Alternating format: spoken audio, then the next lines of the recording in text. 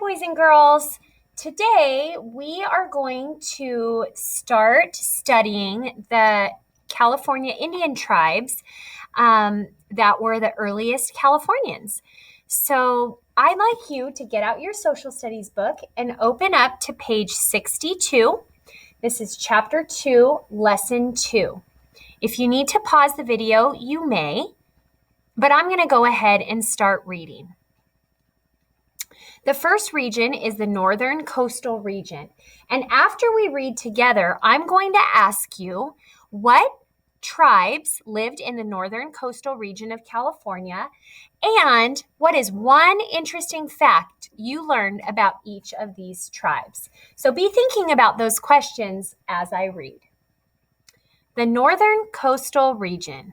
You are there. It's a busy day in the Yurok village in which you live. You jump as the redwood tree your father has been cutting falls to the ground. The wood is strong and sturdy. It'll be perfect for your father's new dugout canoe. You watch as your father starts a fire to burn the inside of the giant log. This will make the log easier to hollow out. Later, he will use tools made of stone and elk antlers to form the canoe.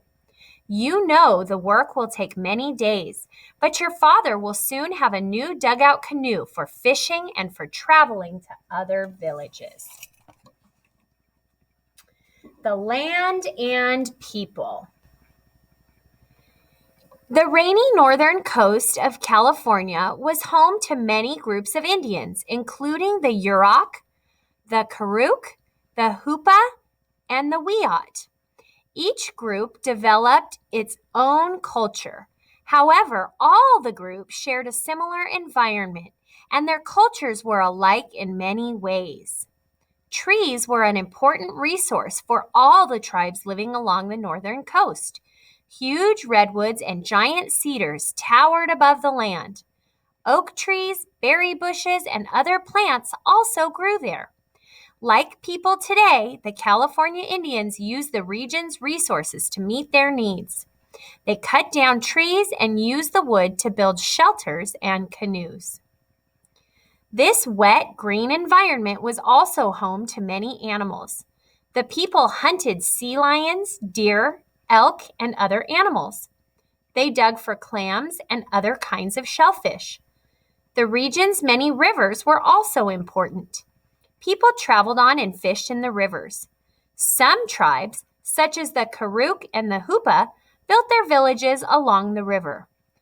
Others, such as the Wiyot, built some of their villages along the coast. The Yurok and the Hupa. The Yurok lived along the Klamath River and the Pacific Ocean. In this rainy climate, they used wood from the large trees to build sturdy homes. They used tools made from elk antlers to split tree trunks into planks or boards. They built their houses with slanted roofs so that water would run off when it rained. The Yurok were hunters and gatherers. Men hunted animals in the forests and caught fish in the rivers. They also used dugout canoes to travel along the coast to hunt sea animals. Women gathered berries, fruits, nuts, and wild plants for food. For the Yurok and most California Indians, acorns were an important food. However, the Yurok's most important food was salmon. To catch salmon, the Yurok stretched weirs across the rivers. Then they captured the fish that got trapped behind these fences. The Yurok believed that salmon came from being named Napeo. Each year, the Yurok honored Napeo in the first salmon ceremony. A ceremony is a celebration to honor a culture or religious event. For the first salmon ceremony, a shaman or religious leader had to catch and eat the first salmon of the season.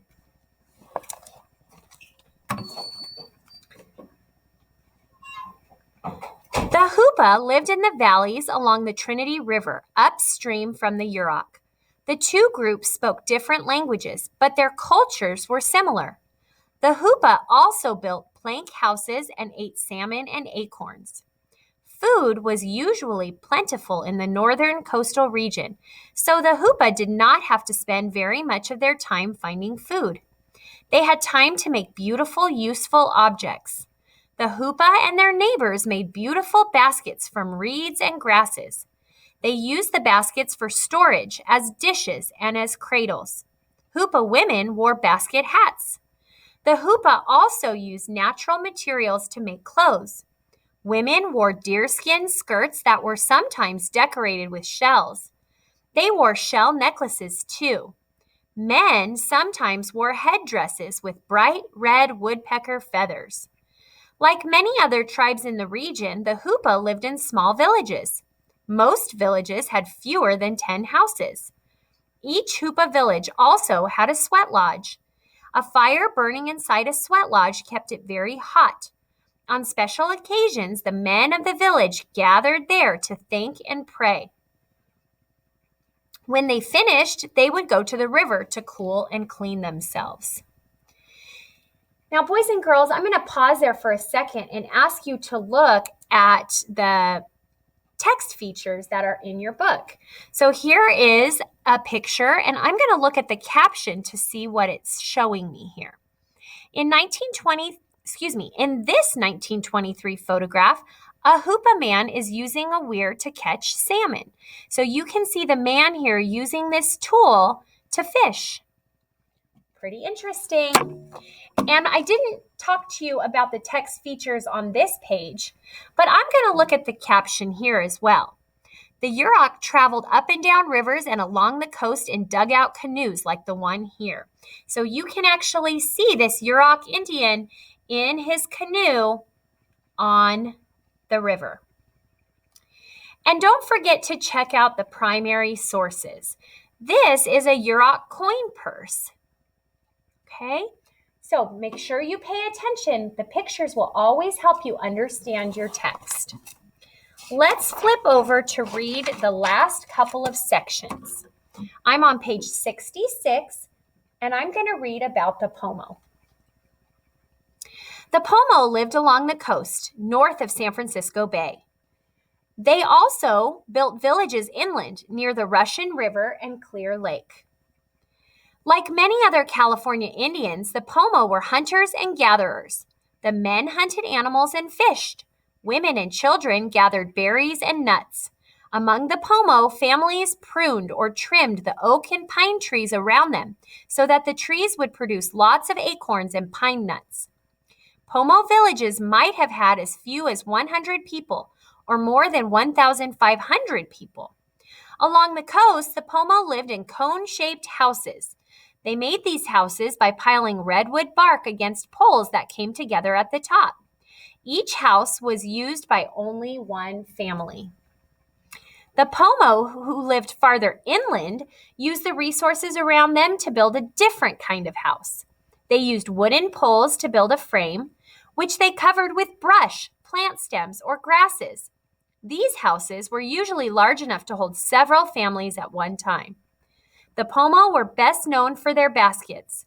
They wove finely crafted baskets and sometimes decorated them with feathers and shell beads. And the caption, mine looks a little bit different because I'm looking at my teacher book, but the caption that you see in this dark blue text down here says these photographs from the early 1900s show a Pomo house on the left and a Pomo man below wearing a headdress and a necklace made from polished clamshells.